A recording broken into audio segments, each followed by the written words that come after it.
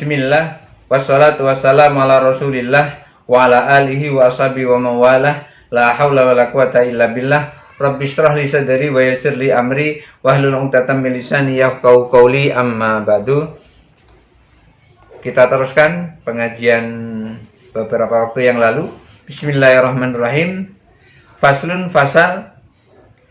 Wa idza tawadha'at al-mustahadhatu, apabila seorang wanita yang sedang mustahidah, yang sedang mengeluarkan darah penyakit berwudu, wala bisat khuffaini, kemudian perempuan tadi yang sedang berdarah istihadah, darah penyakit. Darah istihadah itu darah penyakit. Darah penyakit itu seperti apa? Seperti orang datang bulan. Orang datang bulan itu kan umumnya 1 hari 1 malam, secepat-cepatnya. Kalau tidak 1 hari 1 malam ya 2 hari, 3 hari, 4 hari, 5 hari, sampai 7 hari. Umumnya adalah 7 hari. Tetapi ini ada yang sampai 15 hari. Nah, kalau lebih dari 15 hari, maka orang yang mengeluarkan darah haid itu bukan darah haid namanya. Itu namanya damul istihadah, darah penyakit. Jadi darah penyakit itu darah yang keluar dari kemaluan perempuan yang lebih dari 15 hari. Imam Syafi'i mengatakan itu disebut dengan darah istihadah atau darah penyakit. Nah, kalau ada seorang perempuan sedang beristihadah, kemudian dia berwudu, pada saat berwudu, kemudian dia memakai 2 sepatu. Summa ahdasat, setelah memakai 2 sepatu itu, lalu dia berhadas atau batal wudunya. Hadasnya ahdasa ghaira hadasil istihadah. Berhadasnya itu bukan karena berhadas darah penyakit tadi. Dia batalnya itu bukan karena batal dari darah penyakit. Wa masahat alal khuffaini, setelah dia batal seperti itu, lalu dia wudu dan mengusap khuffain, jaza, yang seperti itu boleh dia lakukan. Jadi seorang perempuan yang berdamul istihadah, kemudian dia berwudu, setelah berwudu dia berhadas, tapi hadasnya bukan karena damul istihadah, maka orang yang seperti itu boleh mengusap khuffain ketika nanti batal wudunya. Laha antusalliya bil mashi,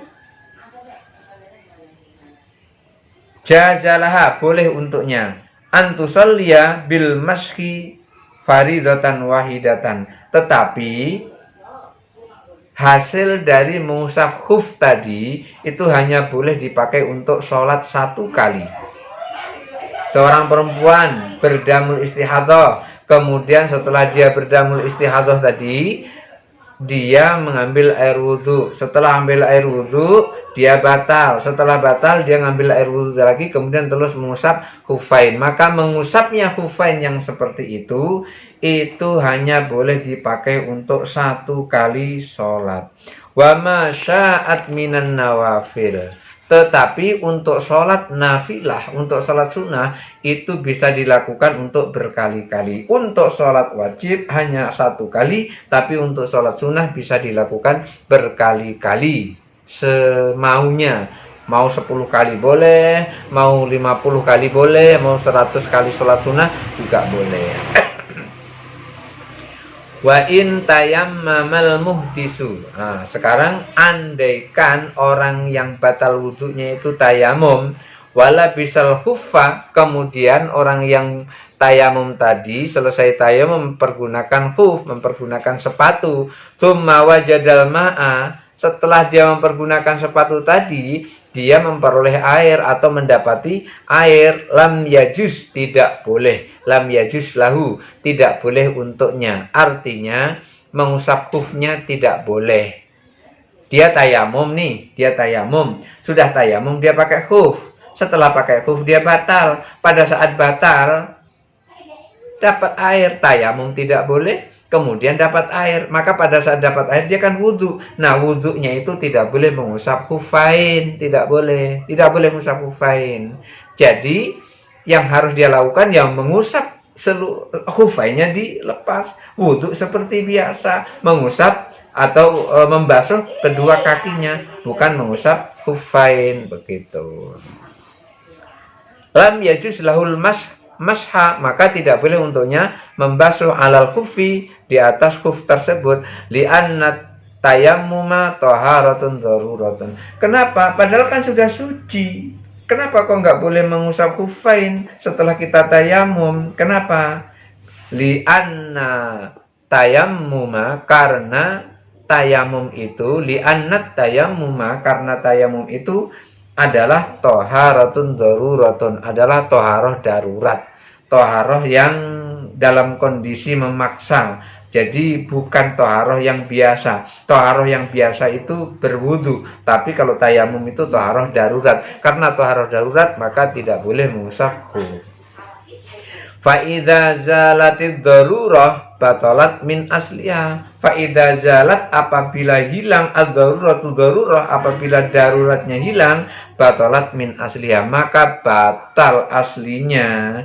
Artinya wudhunya tadi, tayamumnya tadi batal kalau daruratnya sudah hilang. Maka tidak boleh orang tayamum kalau ada air, tidak boleh orang tayamum kalau kondisi sehat, kondisi normal, kecuali kalau ada larangan untuk menyentuh air, maka boleh tayamum. Atau tidak ada air sama sekali, maka boleh tayamum. Makanya disebutkan falam tajidu ma'an, maka syaratnya bertayamum itu bagi orang yang tidak ada air, maka dia harus cari dulu airnya. Walaupun dia tahu tidak ada air, dia harus mencari dulu. Begitu mencari tidak ada air, maka dia harus boleh bertayamum. Maka tayamum itu adalah kondisi toharoh darurat. Ketika ketemu air maka daruratnya menjadi hilang, maka batalah tayamumnya. Fatasiru kama laula bisal khuf ala hadasin.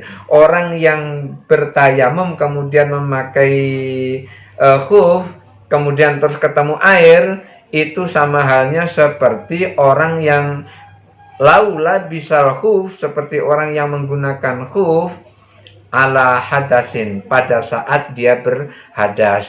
Jadi orang yang sedang memakai khuf sementara sebelumnya dia tayamum, itu dianggap seperti orang yang masih sedang berhadas. Alasannya adalah karena tayamum adalah toharoh darurat, bukan toharoh biasa tapi toharoh darurat. Wa qala Abu Abbas bin Suraid, tetapi menurut Abu Abbas bin Suraid, yusalli bil mashi faridatan wahidatan. Boleh orang yang bertayamum kemudian pakai khuf, kemudian dia mengusap khuf, setelah itu dia batal, dia wudhu, kemudian dia mengusap khuf, maka ternyata boleh dengan mengusap khuf itu kita dengan mengusap khuf itu kita sholat, tapi hanya untuk satu kali sholat. Tidak boleh berkali-kali sholat.